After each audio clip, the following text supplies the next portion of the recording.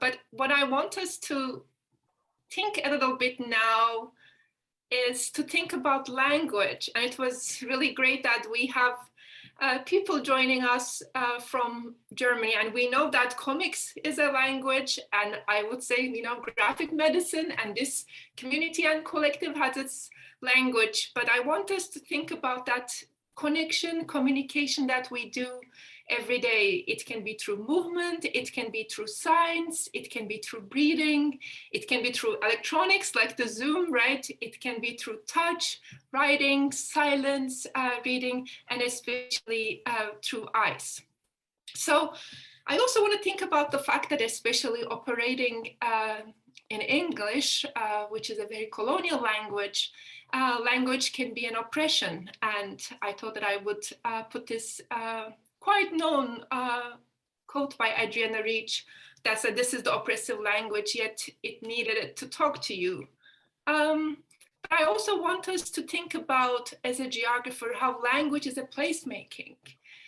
It can be world making, it can be also future making, right? Certain words in our languages, in different languages that you speak, or in your native language, they can be limiting, but there's also the possibility. I put two examples of two of my favorite authors, Ocean Vuong and Jhumpara Lahiri, who always talk about language as a possibility and world making as a kind of a landscape, as a geographer that I'm interested in, because there are certain words that we like to hear. There are certain words that are very icky, like I really don't like words like intervention, right? Even when they say, oh, I'm going to do an intervention, it is very militaristic. I don't like language that is kind of like surrounded around animals, like killing two birds with one stone. I don't know why we have that kind of a violence embedded in the languages and the words that we speak. And we all know that we need better and compassionate words these days.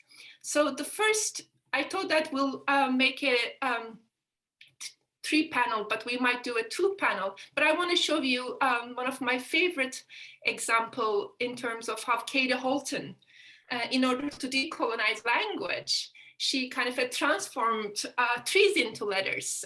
This is from the Emergence magazine, if you want to check it out. So she turned all these different trees into alphabets, which I found really fascinating, because I think we have to also move from, centering the human and our relationship with the animals and other living beings in this world.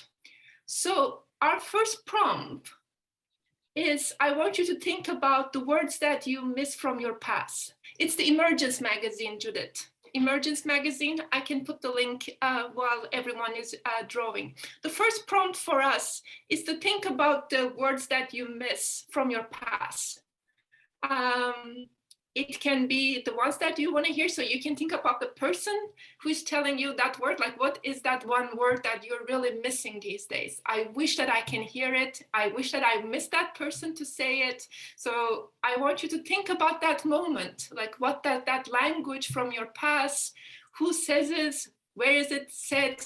I also want you to think about your senses, right? Like what do you smell? What do you hear? But I want you to think about the word itself. And I'm also want us to open up. If you want to write a word that's not English centered, please do that. Any language that you would like to bring a word to us.